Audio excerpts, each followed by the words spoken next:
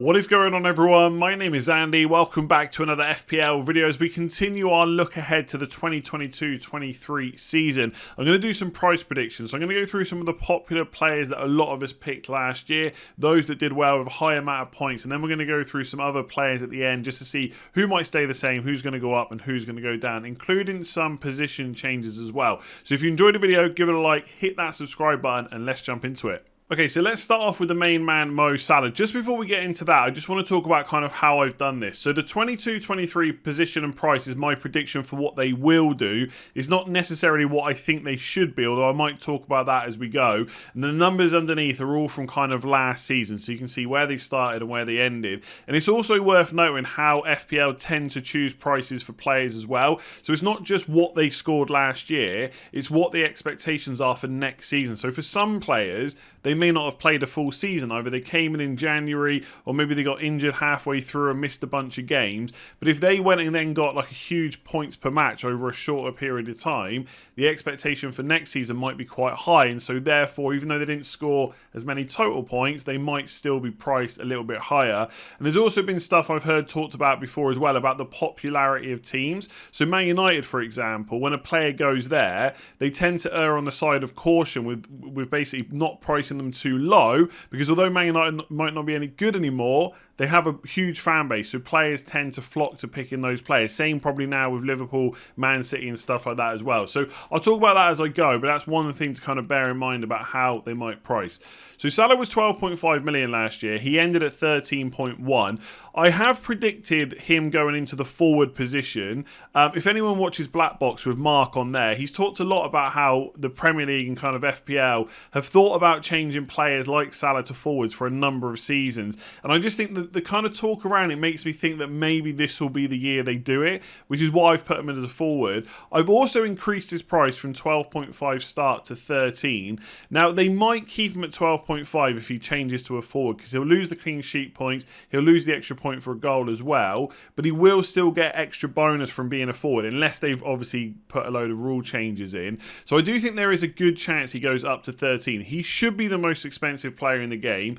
The weird thing is, he scored over 200 points for 5 seasons in a row, and he's only been priced at 13 million once. He needs to be a more difficult decision. Right now, you just get him in. He's 12 or he's 12.5, and it's a very easy choice. They need to kind of create a gap between players like him and Mane, although I know Mane might be leaving, but there needs to be a little bit of a gap, so there's a bit of a decision to make. You price him any less than 13, it's just too obvious, especially if Liverpool's fixtures are really good. But 23 goals, 14 assists, another 265 points, which is his second highest in 5 years. So it's not even like he's slowing down. He's still doing brilliantly, and there's nothing to say that that won't happen again next year. So this could be the year where they put some of those wide forwards as forwards instead of midfielders, and if it is, Salah's definitely going to be one of the first names on the list, and I think he has to have a price increase. He's just too consistent and too good. To be honest, I think if he stayed as a midfielder, we could even see him at 13.5 million. I really do. He's got to have an increase this year. He just has to.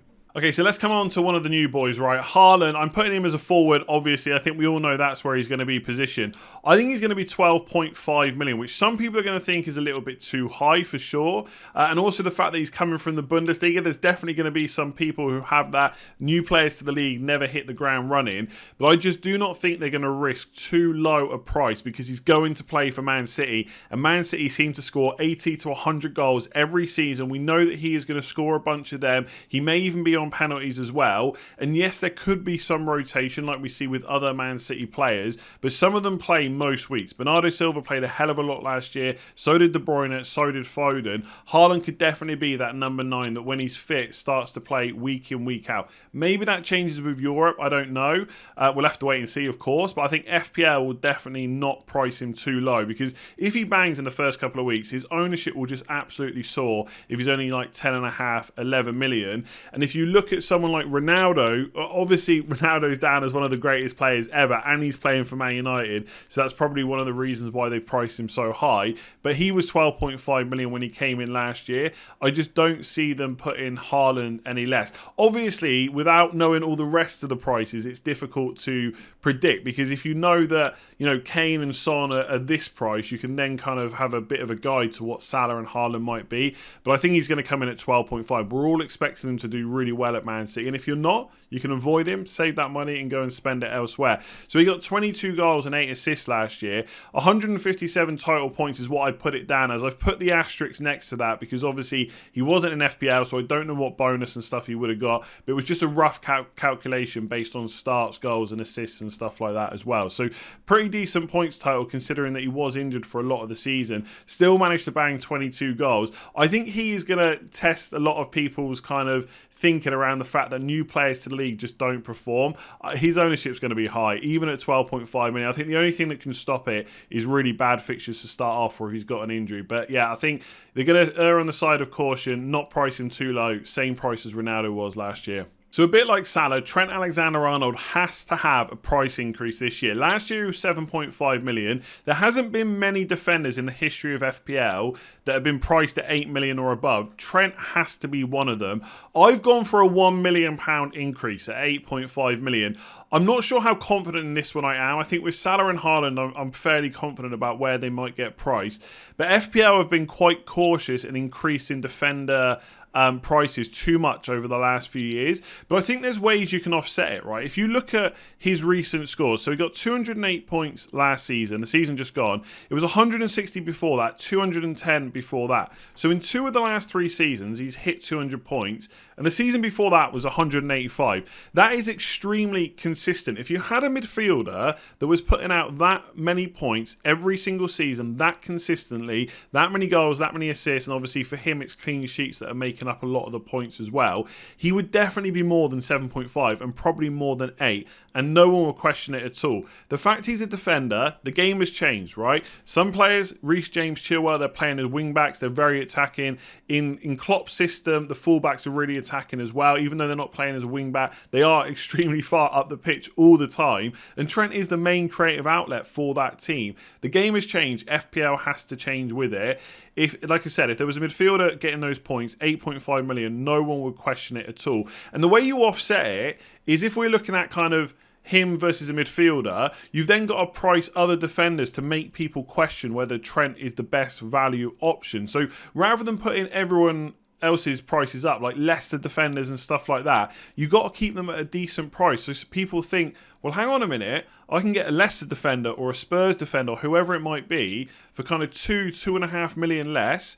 Okay, they're not quite as attacking, but the fixtures are looking good. Maybe I do go without Trent Alexander-Arnold. That should be the conversation. The conversation shouldn't be, he's 7.5 million, of course you put him in, that's a ridiculous price. Even at 8.5, by the way, it's very hard to question whether he should be in your team because of how consistent he is. Obviously, we'll have to wait for fixtures and stuff like that, but I think 8.5 is a fair price for him given how good he is. He was very young as well, right? He's only going to get better and better. I don't think Liverpool are going to slow up anytime soon. I just think 8 would be an okay increase, but I think 8.5 is much more where he should be. And also that can then let you alter the prices of Cancelo and Reece James and Chilwell to make them come up, but have a little bit of gap to Trent, who is the best defender in FPL.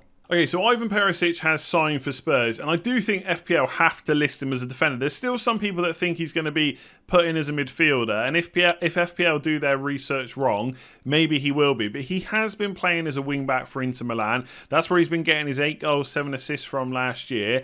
And I think it's pretty clear that is what Conte has brought him in to do. Yes, he can be seen as a bit of a utility player, so if Son goes and gets injured or he needs a rest or something like that, he could play in the spot that Son usually plays, right? In the front three with Kane, with Kulusevski. But I think he has been brought in to play wing-back. I don't think Reguilon did that well under Conte last year, and I'm not sure he necessarily wants Sessegnon to be playing every single week as well. So that is where he's going to come in and play as that left wing-back. Now with the price, based on the fact that he got 187 points last year, again, asterisk there because it's not completely accurate, but based on the goals, assists, the amount of clean sheets Inter Milan got, was pretty decent, right? And I do think Spurs are going to be even better again. Conte's going to get to make some signings. He's going to get a full pre-season with them. I'm expecting Spurs to come out of the gate and be even better than they were last year.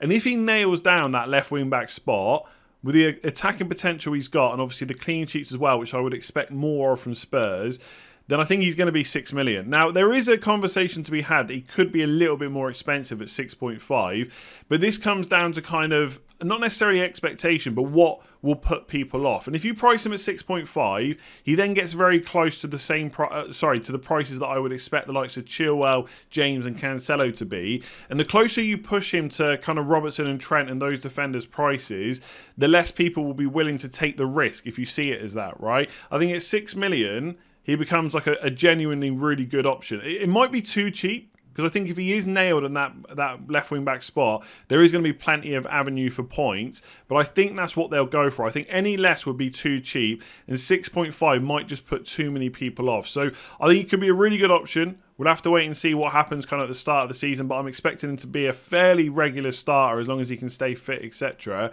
So yeah, 6 million is my prediction. I do just wonder if they might go up one more to 6.5, but I think the cap for Spurs defenders next year will be 6. All right, let's talk about Son, right? He absolutely smashed it last year, 258 points. He's actually a little bit of a tricky one to kind of position and then price. So I think if they make Salah a forward, they have to make Son a forward as well. Then there's a conversation to be had about whether they've got to put every other player that plays in that similar position as a forward. So once you put Son and Salah there, you could have Bowen there, you could have Saka there. I mean, if Son's playing left side of Kane and Kulusevski's playing right, does Kulusevski also get made a forward? I don't think there's necessarily an issue with FPL hand-picking certain players to be forward. No one is going to be annoyed if Salah and Son are listed as forwards and Bowen and Saka, etc. aren't.